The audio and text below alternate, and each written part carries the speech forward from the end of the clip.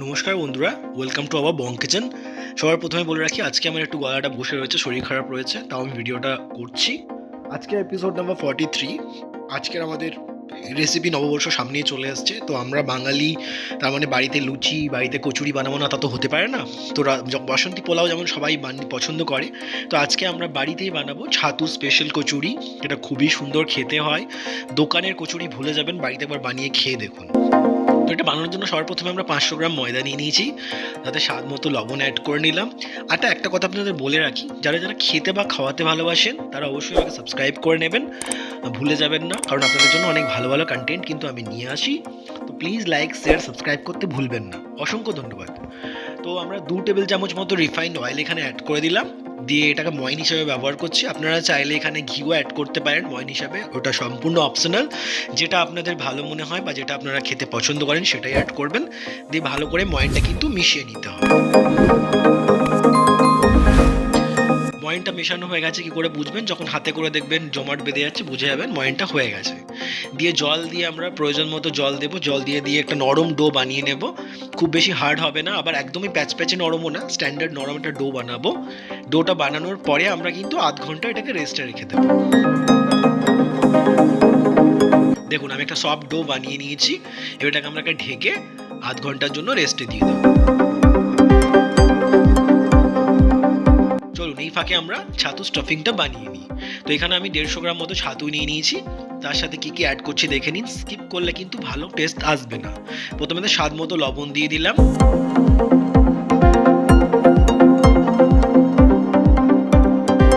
এবার দিচ্ছি আমরা 1 টেবিল চামচ চিনি, চিনিটা অবশ্যই দেবেন, মিষ্টি একটা টেস্ট পাবেন। সাথে 2 চা চামচ জিরে গুঁড়ো, আবার আমরা 2 চা চামচ এখানে ধনে গুঁড়ো দিচ্ছি, সাথে দিচ্ছি কাশ্মীরি লঙ্কা 2 চা চামচ। কাশ্মীরি লঙ্কাটা দেবেন, তাহলে স্টাফিংটাতে ভালো কালার আসবে। এবার এটা ভালো করে আমরা মিক্স করে নেব।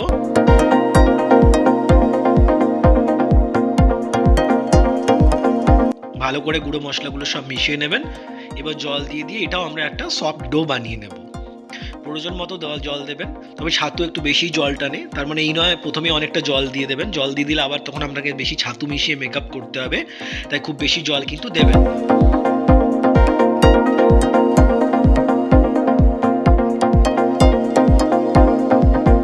দেখুন আমাদের ছাতু স্টাফিং রেডি, এটাকে আমাদের ফ্রাই করতে হবে। চলুন এটাকে আমরা এবার যেভাবে ফ্রাই করতে হয়, যেভাবে দোকানের টেস্ট আনতে হয় সেটা করব। প্রথমে সর্ষের তেল দিয়ে দিলাম কড়াইয়ে 2 টেবিল চামচ মতো। এবার এর মধ্যে আমরা হিং অ্যাড করব, এই জায়গাটা খুব ইম্পর্টেন্ট, আমি এখানে হাফ চা চামচ ব্যবহার করছি, আপনারা কম বেশিও দিতে পারেন, কারণ হিং এই ছাতুটাতে মেইন টেস্টটা আনবে। হিংটা কিন্তু অবশ্যই দেবেন, মানে ভুল করেও স্কিপ করবেন না, এটা স্কিপ করলে রান্নার টেস্ট আসবে না। দিয়ে মোটামুটি মিডিয়াম ফ্লেমে 2 থেকে 2.5 মিনিট মতো এটাকে ভালো করে ফ্রাই করে নেবেন, তাহলে আমাদের স্টাফিং তৈরি। দেখুন আমাদের স্টাফিং তৈরি হয়ে গেছে, এবার এটা ঠান্ডা করতে দেব। চলুন 30 মিনিট হয়ে গেছে, এবার ময়দাতে ফিরে আসি। আমাদের ডোটা তৈরি হয়ে গেছিলো, এবার ডোটাকে আমরা ভালো করে আবার একটু এরপর করে মেখে নিচ্ছি, তো চটকে ভালো করে থেসে মেখে নিলাম। এবার আমরা লেচি কেটে নিচ্ছি।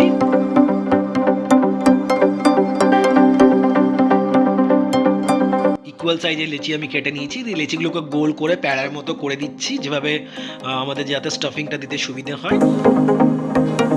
প্রত্যেকটা লেচি রেডি, এবার লেচিগুলোকে আমরা একটা একটা করে নেব আর হাতে করে চাপ, দেখুন প্রসেসটা ভালো করে দেখে নিন, বুঝিয়ে দিচ্ছি। ঠিক একদম মাঝটা ছেড়ে দুদিক দিয়ে 2 আঙুল দিয়ে এরকম করে যেমন করে চাপ দিয়ে হালকা হালকা ঘোরাচ্ছি, এভাবে ঘোরাবেন, ঠিক একটা বোলের মতো শেপ তৈরি হয়ে যাবে। যদি আপনাদের এটা করতে অসুবিধা হয়, আপনারা বিগিনার হয়ে থাকেন, তাহলে আপনারা একটু ছোট্ট করে বেলে মাঝে দিয়েও সাইড দিয়ে মুড়তে পারেন। তো আমি এটা করতে পারি, খুবই কড়া সোজা যদি ঠিকঠাক মাখতে পারেন তাহলে এটা কিন্তু খুব ইজিলি হয়ে যাবে। দিয়ে সেন্টারে আমরা স্টাফিংটা রোল করে দিয়ে দিলাম গোল করে, এবার চারদিক দিয়ে মুড়ে জয়েন্ট করে চাপ দিয়ে দিলাম, দিয়ে ওটাকে অনেকে এই জায়গাটা পারে না, অনেকে এই জায়গার মাথাটা কেটে দেয়, বাট আমাকে কিন্তু কাটতে হয় না, আমার অভ্যেস হয়ে গেছে করে, আমি জানি, তাই এমনি করে দুদিক দিয়ে ঘুরিয়ে চাপ দিয়ে দিলাম। দেখুন হয়ে গেল আমার রেডি। সেম প্রসেসে আমাদের সব লেচিগুলো রেডি করে নিতে হবে, সেম প্রসেসটাই রিপিট করতে হবে।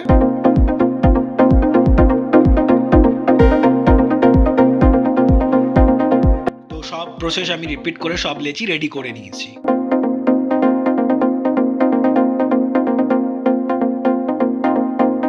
এবার বেলার পালা।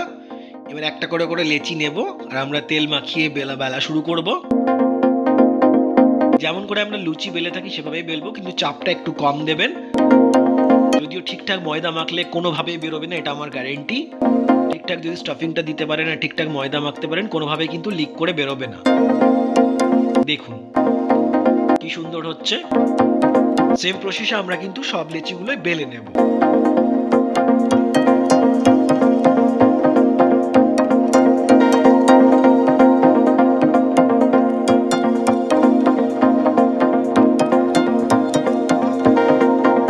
এবার ছাকার পালা। ছাকার জন্য আমরা তেল গরম করে নিয়েছি কড়াইয়ে। এবার এর মধ্যে আমরা দিয়ে দিলাম কচুরিটা ফ্রাই করার জন্য। মিডিয়াম টু হাই ফ্লেমে রাখবেন, কমানোর দরকার নেই, লো ফ্লেম করার দরকার নেই। দিয়ে তেলটা ওপর ছড়াতে থাকবেন যাতে ফুলে ওঠে। দেখুন কি সুন্দর ফুলে উঠবে, নিজেই দেখুন। মানে আমি বলেই দিলাম, দোকানে এরকম কচুরি পাবেন না, বাড়িতে যে টেস্টটা আনতে পারবেন দোকানের চেয়ে অনেক বেটার, হাইজিনিক ওয়েতে, পুরে ঠাসা, মুখে নিলেই মনে হবে যেন একদম পিওর কচুরি খাচ্ছি, আর প্রচুর স্টাফিং দেওয়া রয়েছে, খেতেও খুব ভালো লাগবে। দেখুন কি সুন্দর হয়ে উঠেছে। ব্যাস, এবার আমরা এটা তুলে নিলাম, তেল থেকে রিমুভ করে রেখে দেবো। একটা টিস্যু পেপারের মধ্যে রাখবেন যাতে অতিরিক্ত তেলটা অ্যাবজর্ব হয়ে যায়, যেভাবে আমি রাখছি। সেম প্রসেসে আমরা সব লুচিগুলোকেই বা সব কচুরিগুলোকেই ছেঁকে নেব, যেভাবে আমরা লুচি ছাঁকি, যেভাবে দেখালাম কচুরিটা ছাঁকছি, সেম প্রসেসে প্রত্যেকটা কচুরি আমরা ছেঁকে নেব। আমি আরেকটা আপনাদের সুবিধার্থে দেখিয়ে দিচ্ছি, খুবই সোজা প্রসেস। শুধু খেয়াল রাখবেন যেন মানে কচুরিটা ডুবো ডুবো তেলে হয়, এই না হয় খুব কম তেলে আপনারা দিচ্ছেন, তাহলে কিন্তু ভালো ফুলবে না। আর যদি না ফুলছে, একটু তেলকে ওপরে ছড়াতে থাকবেন, তাহলে কিন্তু ফুলে উঠবে। আর বেলার সময় যেন লিক না হয় সেটা খেয়াল রাখবেন। ঠিকঠাক যদি ময়দাটা মাখতে পারেন, কোনোটাই অসুবিধে হবে না আপনাদের, এটা আমার গ্যারেন্টি। তাই ময়দা মাখার সময় কিছু দিক লক্ষ্য রাখবেন, যেগুলো আমি বলে দিয়েছি সেইভাবে মাখবেন। দেখুন কচুরি আমাদের তৈরি। তো চলুন, এটা আমরা একটা সোয়াবিনের তরকারি দিয়ে আমার খেতে ভালো লাগে। দোকানে ইউজুয়ালি যেটা হয়ে থাকে, কেউ ঘুগনি বানায়, কেউ আলু সোয়াবিনের তরকারি দিয়ে দেয়। তো আমি বেসিক্যালি এই কচুরিটা আলু সোয়াবিনের তরকারি দিয়েই পছন্দ করি, সেটা আপনাদের দেখাচ্ছি। আমি দুটো কচুরি নিয়ে নিলাম, আলু সোয়াবিনের তরকারি এখানে অ্যাড করছি, দিয়ে এটা দিয়ে আমি খাওয়া পছন্দ করি। আপনাদের যদি ভিডিওটা ভালো লাগে, প্লিজ লাইক, শেয়ার, সাবস্ক্রাইব করতে ভুলবেন না। ভালো থাকবেন, সুস্থ থাকবেন। অগ্রিম শুভ নববর্ষের শুভেচ্ছা হলো আপনাদের সবার জন্য। খুব ভালো থাকুন, সুস্থ থাকুন, খেতে থাকুন, খাওয়াতে থাকুন। আর ভিডিও যদি আপনাদের ভালো লাগে, প্লিজ কমেন্ট করতে ভুলবেন না। আপনাদের ভালোবাসাই আমাকে আরও ভালো ভালো কন্টেন্ট আপনাদের সামনে তুলে ধরতে প্রেরণা যোগাবে। তো এইটুকুই আশা রাখবো। খুব ভালো থাকুন, সুস্থ থাকুন। অসংখ্য ধন্যবাদ ভিডিওটা শেষ অবধি দেখবার জন্য।